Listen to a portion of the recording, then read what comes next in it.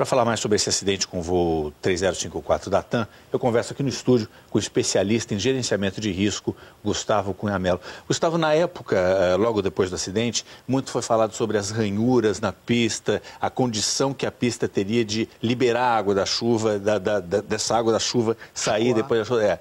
Muito foi falado sobre isso, foi feita inclusive uma obra no aeroporto de Congonhas. Depois acabou até se vendo que não foi isso que causou o acidente. Mas eu queria saber que medidas foram de fato tomadas e que medidas estão faltando para aumentar a segurança depois desse acidente específico da TAM.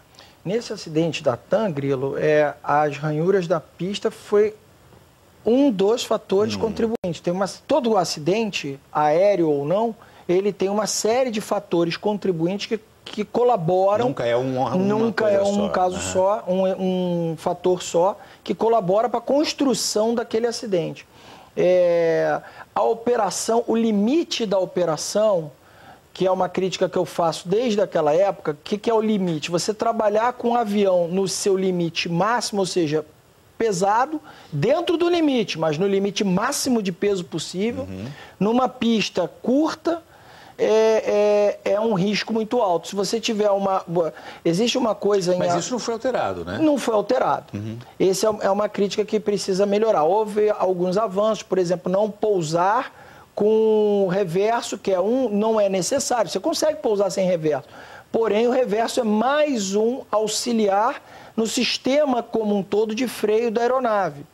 Então, ela estava com um dos reversos, a gente chama pinado, bloqueado.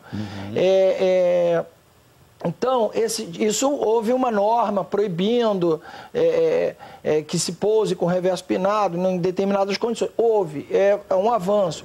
Algumas outras coisas avançaram. Por exemplo, as famílias estavam falando na matéria acerca do seguro. O seguro era congelado, seguro obrigatório, de R$14 mil. Até 2007, quando o Ministério Público de São Paulo entrou com uma ação contra a ANAC, isso foi revisto. Hoje ele é corrigido pelo IPCA. Então o valor, hoje, se não me engano, está em 50 e poucos mil reais. É um avanço? Que fique claro para as famílias. Esse é um seguro obrigatório, como é o DPVAT do automóvel, como é seguro obrigatório. É um valor baixo mesmo.